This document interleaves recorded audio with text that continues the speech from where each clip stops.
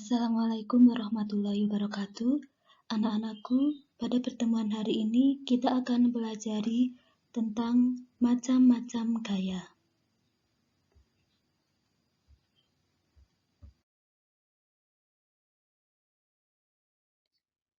Ada beberapa persoalan fisika seperti pada gambar berikut ini. Dua buah benda yang dihubungkan dengan tali berada pada permukaan lantai yang kasar. Benda pertama ditarik dengan gaya P. Maka, gaya-gaya yang bekerja pada benda-benda tersebut ada yang bernama W, kemudian N, T, dan FK. Contoh persoalan fisika yang lain, dua buah benda dihubungkan dengan tali melalui sebuah katrol. Pada benda yang menggantung tersebut, ada gaya W dan ada juga gaya T. Macam-macam gaya yang digambarkan pada benda-benda tersebut akan kita pelajari berikut ini. Pada dinamika gerak, ada 4 macam gaya utama yang wajib kita ketahui dan kita pelajari bersama, yaitu yang pertama, gaya berat dengan simbol W kecil, yang kedua, gaya normal dengan simbol N, yang ketiga, gaya gesekan dengan simbol F kecil, yang keempat, gaya tegangan tali dengan simbol T. Semua gaya ini memiliki satuan yang sama, yaitu Newton. Baik anak-anak, kita mulai mempelajari macam gaya yang pertama, yaitu gaya berat atau W. Gaya berat adalah gaya gravitasi bumi yang bekerja pada suatu benda. Pada setiap benda yang bermassa dan berada di sekitar bumi, selalu memiliki W. Bagaimana arah W? Arah W digambarkan dengan arah panah yang selalu tegak ke bawah atau menuju pusat bumi, dimanapun posisi benda diletakkan. Berat dapat dicari dengan persamaan W sama dengan M kali G.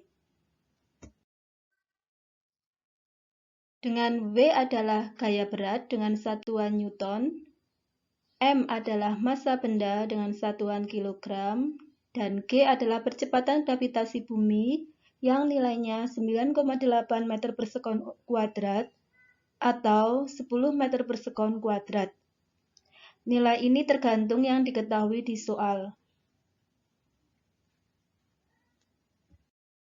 Sekarang kita akan mencoba menggambar arah W. Tadi dikatakan arah W itu selalu tegak ke bawah atau selalu lurus ke bawah, dimanapun posisi benda itu diletakkan. Kita mulai dari benda yang diletakkan di bidang datar. Tentu saja arah W-nya digambarkan lurus ke bawah, berarti seperti ini. Nih, menggambarnya dari tengah-tengah benda. Bagaimana jika bendanya itu berada di bidang miring? Arah W tetap digambarkan lurus ke bawah. Ya, seperti ini kalian perhatikan. Jangan lupa diberi nama W. Jadi ini panah miliknya berat atau W. Kemudian bagaimana jika benda diletakkan di bidang yang tegak? Masih sama arah W juga lurus ke bawah. Lalu bagaimana jika benda diletakkan di bidang seperti ini? Di langit-langit misalkan, arah W juga tegak ke bawah. Paham ya anak-anak? Kita lanjutkan macam gaya yang kedua, yaitu gaya normal atau N. Gaya normal adalah gaya yang bekerja pada bidang sentuh antara dua permukaan yang bersentuhan. Arahnya selalu tegak lurus pada bidang sentuh. Rumus gaya normal tergantung kondisi benda. Saya tekankan lagi ya, gaya normal itu akan muncul jika ada dua permukaan benda yang bersentuhan. Kalau ada benda yang menggantung, contoh ember yang berada di sumur itu kan menggantung. Jika belum sampai ke air ya, itu dalam keadaan menggantung, digantung dengan seutas tali. Maka pada ember tersebut tidak ada gaya normal. Ya, tidak ada gaya normal. Adanya nanti contoh yang akan kita pelajari nanti yaitu tentang gaya tegangan tali. Ember tersebut digantung dengan tali, maka adanya gaya tegangan tali. Tidak ada gaya normal. Gaya normal muncul jika terdapat dua permukaan yang bersentuhan, seperti yang saya jelaskan tadi ya.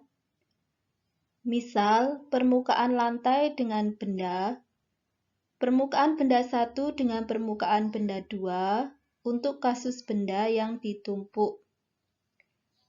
Kalian perhatikan gambar berikut ini.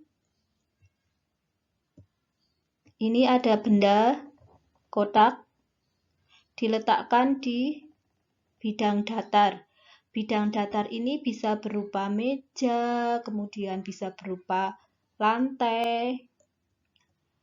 Kalian perhatikan di sebelah sini, ini adalah permukaan benda bersentuhan dengan permukaan lantai di sebelah sini ya. Nah, jadi ada dua permukaan yang bersentuhan, permukaan lantai dan permukaan benda. Maka dari sinilah nanti kalian akan menggambarkan gaya normal yang tegak lurus dari bidang sentuh. Kemudian contoh yang kedua, untuk kasus benda yang ditumpuk, ada benda 1 yang berwarna hitam, benda 2 yang berwarna biru. Permukaan benda biru bersentuhan dengan permukaan benda hitam di bagian sini, berarti di sini ada gaya normal. Permukaan benda hitam bersentuhan dengan permukaan lantai di sebelah sini, berarti di sini juga ada gaya normal. Baik, kita langsung saja dengan contoh cara menggambar gaya normal untuk berbagai posisi benda. Untuk yang pertama, benda berada di bidang datar. Bidang datar ini boleh meja, boleh juga lantai ya. Kalian perhatikan, cara menggambar gaya normal itu tegak lurus dari bidang sentuh. Bidang sentuhnya itu antara dua permukaan, permukaan kotak dengan permukaan lantai di sebelah sini. Nah, yang namanya tegak lurus itu kan membentuk sudut 90 derajat ya. Berarti kalian gambar arah panah ke atas. Ini adalah gaya normalnya ya, tegak lurus ya. Bukan menggambarnya ke sini ya, ke bawah menuju ke tanah atau menuju ke bawah ya, jangan. Jadi gaya normalnya itu tidak menembus ya. Tidak menembus ke bawah sini, tapi arahnya tegak lurus seperti ini. Bagaimana jika bendanya itu berada di bidang miring? Maka gaya normalnya digambarkan seperti ini. Ya, bidang sentuh antara bidang miring dengan permukaan bidang miring dengan permukaan balok di sebelah sini, maka yang namanya tegak lurus gambarnya seperti ini. Bagaimana jika contohnya penghapus diletakkan di papan tulis? Maka papan tulis itu bidangnya tegak. Maka penghapusnya ini, bendanya, nih, cara menggambar gaya normal tegak lurus seperti ini. Bagaimana jika bendanya diletakkan di langit-langit? Maka arah gaya normalnya tegak lurus itu berarti seperti ini. Paham ya? Anak-anak, kita pelajari untuk macam gaya yang ketiga, yaitu gaya gesekan dengan simbol F kecil. Gaya gesekan adalah gaya yang ditimbulkan ketika dua permukaan benda saling bersentuhan. Besarnya nilai gaya gesek yang bekerja pada benda bergantung pada kekasaran permukaan yang bergesekan dan kekuatan tekanan yang terjadi di permukaan.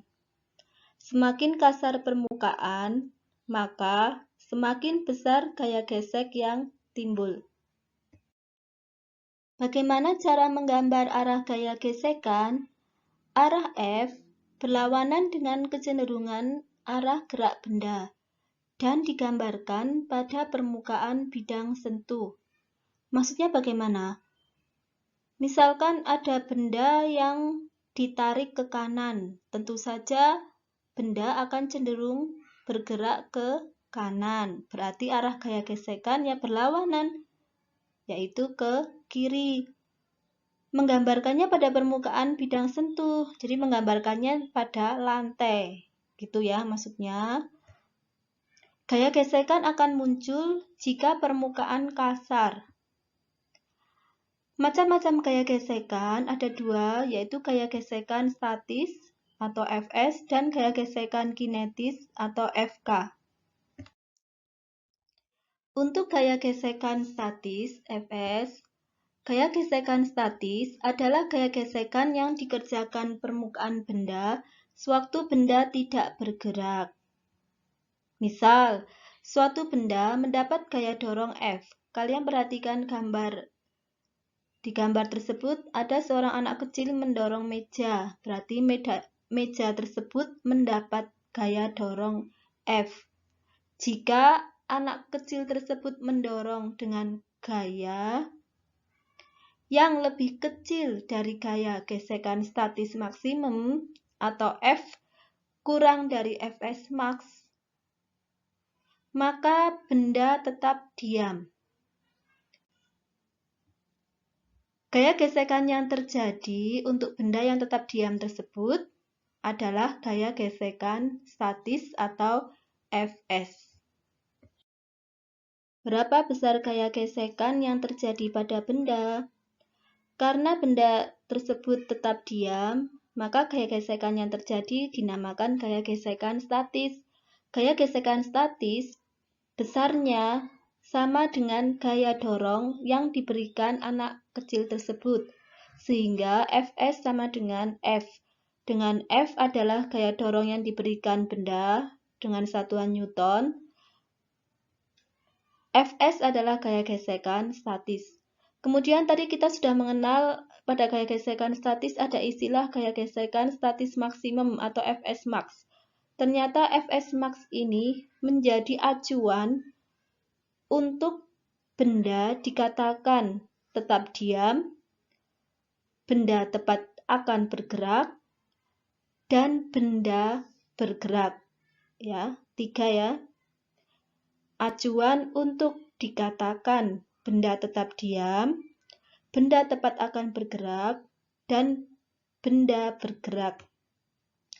Tadi untuk benda yang tetap diam itu jika gaya dorongnya lebih kecil dari gaya gesekan statis maksimum. Bagaimana jika gaya dorongnya itu ditambah? Jadi anak kecil itu menambah tenaganya sehingga menyebabkan gaya dorongnya bertambah. Suatu saat gaya dorongnya itu sama dengan gaya gesekan statis maksimum. Maka dikatakan benda tepat akan bergerak. Gaya gesekan statis maksimum atau Fs max adalah gaya gesekan statis ketika benda tepat akan bergerak. Namanya akan, berarti belum ya. Maka benda itu belum bergerak, sehingga benda masih diam. Besar gaya gesekan statis maksimum dapat dicari dengan menggunakan rumus Fs max sama dengan μs kali N.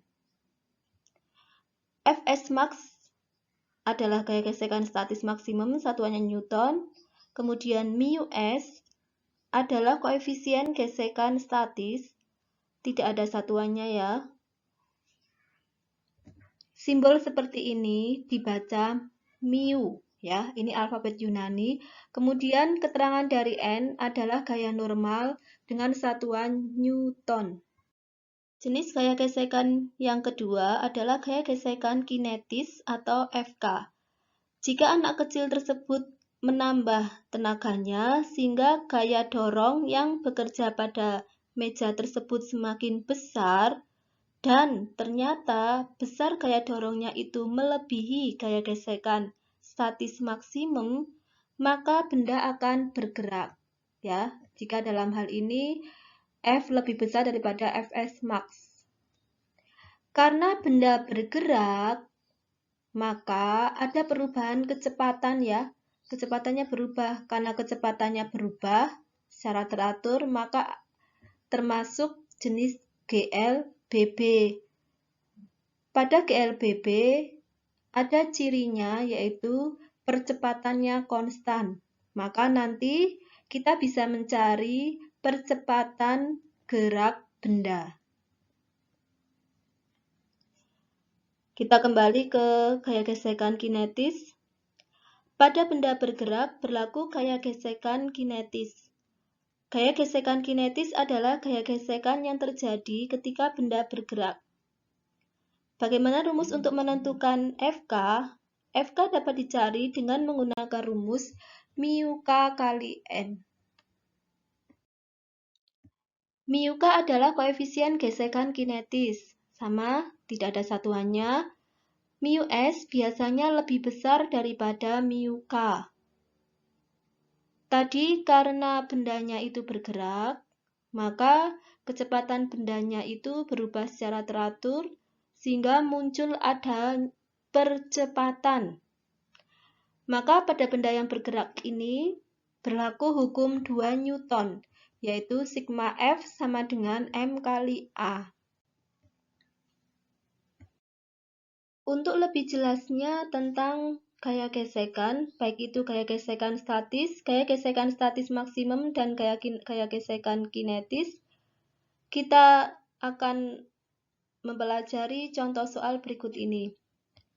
Sebuah balok kayu bermassa 5 kg diletakkan di atas meja kasar. Percepatan gravitasi 10 meter per sekon kuadrat dan gaya gesekan kinetis dan statis maksimum antara permukaan meja dan balok adalah 8 Newton dan 16 Newton. Berapakah besar gaya gesekan jika balok itu ditarik dengan gaya P yang besarnya A 6 Newton, B 16 Newton, C 20 Newton. Jika balok bergerak, tentukan percepatannya. Kalian perhatikan, di sini sudah diketahui balok kayu memiliki massa, berarti M-nya di sini ya 5 kg. Kemudian 10 meter per sekon kuadrat sebagai G kecil. 8 Newton ini sebagai gaya gesekan kinetis atau FK, dan 16 Newton sebagai gaya gesekan statis maksimum atau FSM. Lalu di sini ada istilah P. P ini nama gayanya ya. Nama gayanya. Jadi seperti tadi itu contohnya anak kecil mendorong meja ya. Gaya dorong mejanya itu namanya F. Kalau sekarang kita beri nama contohnya ini di sini P. Kalau tadi anak kecilnya mendorong, kalau ini baloknya itu ditarik. Namanya gaya tarik ya. Pertanyaannya gaya gesekan ya, semuanya pertanyaannya gaya gesekan. Kemudian ada percepatan juga kalau bendanya bergerak. Gaya gesekan untuk gaya P yang sebesar 6 Newton, itu yang A, sedangkan yang B untuk gaya P yang besarnya 16 Newton dan gaya C yang besarnya 20 Newton. Jadi maksudnya begini, balok itu ditarik pertama dengan gaya 6 Newton. Nanti gaya gesekannya berapa? Kemudian kalau balok itu ditarik dengan gaya 16 Newton, gaya gesekannya berapa? Kemudian balok itu ditarik lagi, tambah lagi gayanya dengan gaya 20 Newton. Nanti gaya gesekannya menjadi berapa? Kalau di antara ketiganya ini ABC, benda itu bergerak, maka kalian menambahkan untuk mencari percepatan atau A. Paham ya? Ini yang diketahui dari contoh soal tadi sudah saya jelaskan.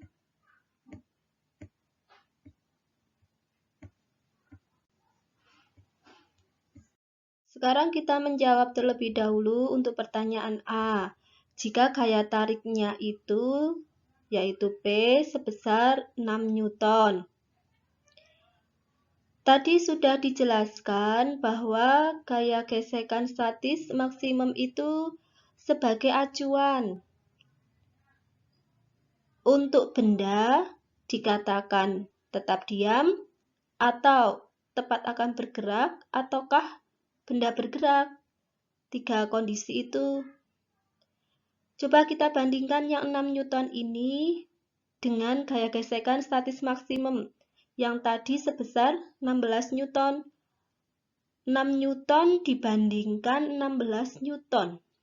Berarti 6 Newton ini lebih kecil dibandingkan 16 Newton. Sehingga apa yang terjadi pada benda tersebut? Kalau lebih kecil ya berarti bendanya tetap diam. Ya, balok tetap diam. Karena baloknya tetap diam, maka gaya gesekan yang terjadi adalah gaya gesekan statis. Benda diam berarti gaya gesekan statis. Lah, pertanyaannya tadi di soal apa? Pertanyaannya adalah gaya gesekannya berapa? Jika gaya tariknya 6 Newton. Kita sudah tahu sekarang kalau balok itu tetap diam, berarti gaya gesekannya namanya statis. Karena gaya gesekannya namanya gaya gesekan statis, maka gaya gesekan statisnya itu, ya, gaya gesekannya dinamakan statis ya. Maka besar gaya gesekannya yaitu sebesar P, gaya tariknya, yaitu 6 Newton. Mengapa kok sebesar P? Kita kembali ke materi sebelum ini ya. Kalau balok tetap diam, benda tetap diam, maka gaya gesekannya itu sebesar gaya dorongnya atau sebesar gaya tariknya. Berarti sebesar, untuk soal ini berarti sebesar 6 Newton. Sekarang pertanyaan B. Bagaimana gaya gesekannya untuk gaya tarik yang sebesar 16 Newton? Berarti P sama dengan 16 Newton. 16 Newton ini kita bandingkan dengan besar gaya gesekan statis maksimum yang diketahui di soal. Gaya gesekan statis maksimum yang diketahui di soal itu 16 Newton. Berarti 16 Newton ini sama ya dengan gaya gesekan statis maksimum. Maka yang terjadi adalah balok tepat akan bergerak karena gaya tariknya sama dengan gaya gesekan statis maksimum. Sehingga kembali ke pertanyaan soal, sehingga gaya gesekannya sebesar berapa ya? Sebesar gaya statis maksimumnya, yaitu sebesar 16 Newton. Kita lanjutkan ke pertanyaan C. Gaya tarik yang diberikan pada balok itu semakin besar. Sekarang gaya tariknya adalah sebesar 20 Newton.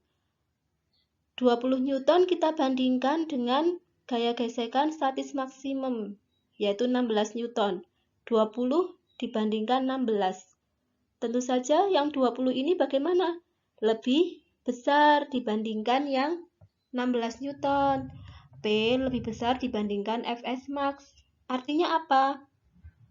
Balok bergerak. Karena benda bergerak, maka gaya gesekan yang terjadi dinamakan gaya gesekan kinetis. Kembali ke pertanyaan soal. Yang ditanyakan adalah gaya gesekan. Berarti yang akan kita cari adalah gaya gesekan kinetis untuk pertanyaan C. Rumus untuk menentukan FK sebenarnya ada, tapi kebetulan di soal sudah diketahui, yaitu sebesar 8 Newton. Berarti kita langsung saja menuliskan, tidak usah kita cari dengan menggunakan rumus yang kita pelajari sebelumnya. Ya, ini memudahkan kita karena di soal sudah diketahui. Sehingga besar gaya gesekan kinetis untuk pertanyaan C adalah 8 Newton. Karena ada pertanyaan tambahan, jika benda bergerak, maka kita harus mencari percepatannya. Maka setelah ini kita akan mencari besar percepatannya. Percepatan balok dapat kita hitung dengan menggunakan hukum 2 Newton, yaitu sigma F sama dengan M kali A. Yang akan kita cari adalah A. Sigma F artinya jumlah-jumlah gaya. Maka kita sebelumnya harus menggambar gaya-gaya yang bekerja pada balok tersebut. Nanti yang arahnya sama dengan arah gerak benda, gayanya kita jumlah. Baik, kita gambar dulu. Ini permukaan lantai, ada balok. Kemudian balok ditarik dengan gaya P. Pada balok tersebut, kita gambarkan gaya-gaya sebagai berikut. Yang pertama, karena balok tersebut memiliki massa dan berada di sekitar bumi, maka ada gaya namanya W atau berat yang arahnya tegak ke bawah. Kemudian, karena permukaan balok bersentuhan dengan permukaan lantai, ada dua permukaan ya, maka ada gaya normal yang arahnya tegak lurus dari bidang sentuh, berarti arahnya ke atas. Ini adalah gaya normal. Kemudian karena lantainya kasar, maka ada gaya gesekan. Arahnya kemana? Karena balok ditarik ke kanan, tentunya balok akan cenderung bergerak ke kanan ya. Maka arah gaya gesekannya berlawanan dengan kecenderungan gerak benda, yaitu ke kiri. Ini sebagai FK. Nah, kita tulis dulu rumus dari sigma F sama dengan M kali A di sini. Sigma F di sini artinya jumlah gaya. Kita tidak menjumlahkan semuanya. Ini ada N, ada W, tidak kita jumlahkan semuanya karena N dan W ini arahnya berada pada sumbu yang berbeda. Kalau N dan W kan tegak ya. Ada yang tegak ke bawah, ada yang tegak ke atas. Berarti ini sumbu Y. Kalau P dan FK ini arahnya pada sumbu X. P ke kanan, FK ke kiri. Berarti kan sumbu X. Benda bergeraknya ke kanan. Sesuai dengan arah tarikan P itu ke kanan. Kanan itu sumbu X. Berarti yang kita masukkan ke sigma F ini adalah gaya-gaya yang sesuai dengan sumbunya benda bergerak. Ya, saya ulangi. Sigma F sama dengan M kali A. A di sini ciri-ciri dari benda yang bergerak. Perhatikan, balok ini ditarik dengan gaya P ke kanan. Berarti bendanya ini akan memiliki percepatan ke kanan tentunya ya. Karena ditarik dengan gaya P ke kanan. Kanan itu sumbu X. Berarti yang kita masukkan ke sigma F ini adalah gaya-gaya yang arahnya pada sumbu X. Sesuai dengan gerak benda yang pada sumbu X ke kanan itu. Kita jumlahkan ya. Nah, perhatikan P itu ke kanan, FK itu ke kiri. Beda ya arahnya. Kalau dijumlah tidak boleh plus, tapi negatif. Nah, ini kita anggap yang arahnya sesuai dengan gerak benda. Berarti P ya. P itu kan ke kanan, gerak benda ke kanan. Berarti sama ya. Arahnya sesuai dengan gerak benda. Maka yang sesuai dengan gerak benda itu tandanya positif. Sedangkan FK arahnya tidak sama dengan gerak benda. Maka FK yang dikurangi atau negatif. Sehingga sigma F menjadi P dikurangi FK.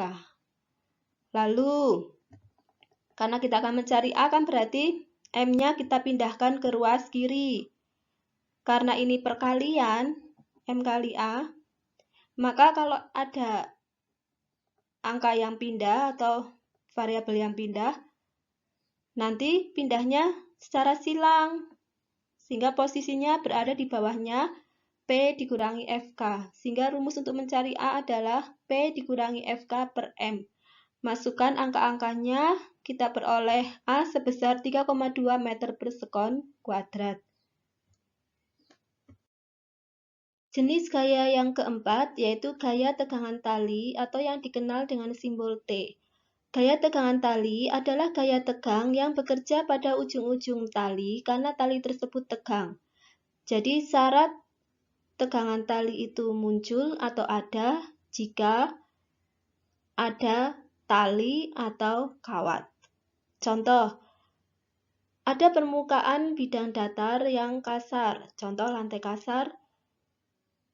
Diletakkan dua buah benda yang dihubungkan dengan tali. Benda pertama ditarik dengan gaya P. Kita gambar gaya-gaya yang bekerja pada kedua benda tersebut. Pertama, karena benda tersebut berada di permukaan bumi, maka ada gaya yang arahnya tegak ke bawah, yaitu gaya berat atau W. Kemudian karena karena balok ini, benda ini bersentuhan dengan permukaan lantai atau bidang datar, maka ada gaya normal yang arahnya tegak lurus ke atas atau N. Di sini ada tali, berarti di sebelah sini nanti kita akan menggambarkan T atau tegangan tali. Bagaimana arah gaya tegangan talinya? Kalian perhatikan ujung tali di sebelah sini yang menempel di benda pertama. Kita akan menggambar panahnya T itu dari sini. Berarti kita gambarkan dari sini ke tali. Tentu saja berarti arahnya adalah ke kiri. Ini adalah T. Lalu di sebelah sini juga ada ujung tali yang lain yang nempel di benda kedua. Maka di sebelah sini juga ada T lagi. Arahnya bagaimana? Dari ujung tali ini digambarkan pada tali, berarti arahnya ke kanan. Ini juga T. Lalu pada benda kedua ada W juga dan N. Karena permukaan bidang datarnya adalah kasar, maka ada gaya gesekan. Arahnya bagaimana? Berlawanan dengan kecenderungan gerak benda. Kalau benda pertama ditarik ke kanan, tentu saja benda pertama ini akan bergerak ke kanan ya. Sehingga arah gaya gesekannya adalah ke kiri. Begitu juga dengan benda kedua. Karena benda kedua ini dihubungkan dengan tali, benda pertama ditarik ke kanan, maka benda kedua juga bergerak ke kanan. Sehingga arah gaya gesekannya kemana? Berlawanan. Berlawanannya kemana? Berarti ke kiri. Ya, ini sebagai FK2, lalu yang benda 1, FK1 di sebelah sini. Ya, paham ya cara menggambar macam-macam gaya yang bekerja pada benda. Ternyata jika kalian perhatikan, pada gambar ini kita menggambarkannya lengkap. Ada 4 macam gaya. Kebetulan di sini kita gambarkannya lengkap, ada 4 macam gaya. Ada W, ada N, ada F, gaya gesekan, dan juga ada T, tegangan tali. Lalu, saya ingin menjelaskan di sini, walaupun benda pertama ataupun kedua, mengapa kok namanya sama-sama T? Berarti kan besarnya sama ya, karena ini T. Hal ini dikarenakan karena jika tali dianggap ringan, maka gaya tegangan tali pada kedua ujung tali untuk tali yang sama dianggap sama besarnya. Tali ini tentunya tali yang sama ya. Tali yang di sebelah sini tentu saja akan sama dengan tali yang di sebelah sini, merupakan tali yang satu atau sama, sehingga besarnya T di sini bukan T1 dan juga di sini bukan T2, tapi besarnya sama, yaitu sama-sama T. Saya harap semuanya paham ya dengan penjelasan yang sudah saya jelaskan ini. Silahkan kalian pelajari dengan pelan-pelan, ulangi lagi jika ada yang belum paham. Jika masih belum paham, silahkan ditanyakan Japri lewat WA atau Telegram Bu Zahro. Oh ya, untuk gaya tegangan tali ini rumusnya bermacam-macam. Begitu juga untuk gaya normal, rumusnya bermacam-macam, tergantung kondisi benda. Supaya kalian bisa mengulang mempelajari materi pada pertemuan hari ini, silakan kalian mencatat materi yang telah saya sampaikan ini di buku kalian masing-masing. Demikian pertemuan pada hari ini. Tak jemu Bu Yaro selalu mengingatkan pada kalian untuk tetap semangat walaupun kalian belajar di rumah secara mandiri. Jangan lupa jaga kesehatan diri dan keluarga kalian masing-masing. Wabillahi taufiq wal hidayah. Wassalamualaikum warahmatullahi wabarakatuh.